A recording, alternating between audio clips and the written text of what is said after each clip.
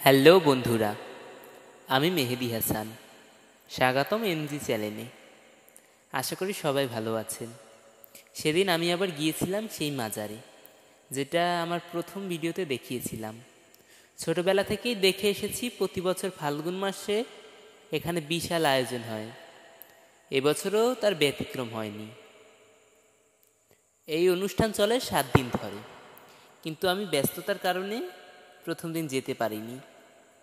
তবে মাঝের দিন ঠিকই গিয়েছিলাম, আর চেষ্টা করেছি যতটা সম্ভব ভিডিওতে তুলে ধরতে। যদিও আমার ফোনে থাকা অনেকগুলো ফুটেজ ডিলিট হয়ে গেছে, তারপরে যা ছিল তাই দিয়ে আপনাদের জন্য ভিডিওটা সাজানোর চেষ্টা করেছি।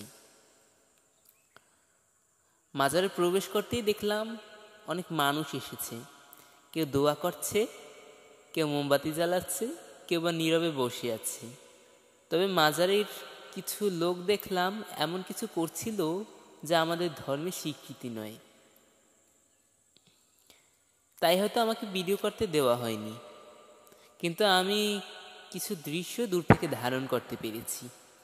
এরপর আমি মাজারের পাশে দোকানপাট ঘুরে দেখতে গেলাম। যার ঠিক আগ মুহূর্তে আমার চোখে পড়ল একটা তাল গাছ।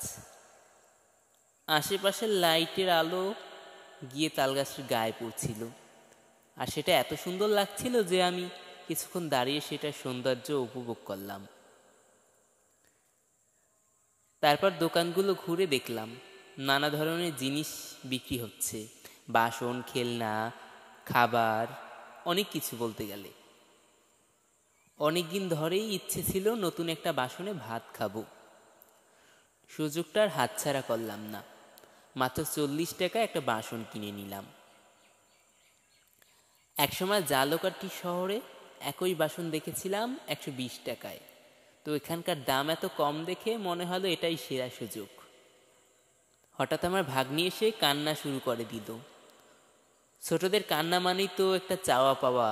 ও বলল আমার মাটির ব্যাংক লাগবে, আমি টাকা জমাবো।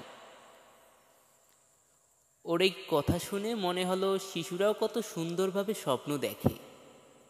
যাই হোক, ওর আবদার পূরণ করতে দেরি করলাম না। ওর জন্য একটা মাটির ব্যাংক কিনে দিলাম। এরপর চলে গেলাম কাঠের শোকেস দেখতে। দোকানদার প্রথমে দাম বলল 8,000 টাকা, কিন্তু দাম দর করে সেটি 5,000 টাকায় নিয়ে নিলাম। বেশ ভালো একটা ডিল হলো। শোকেস কেনার পর হঠাৎ চোখে পড়ল চরকা, নৌকা। এসব দেখে আমি একটু ভয় পাই, তাই দূর থেকেই দেখলাম।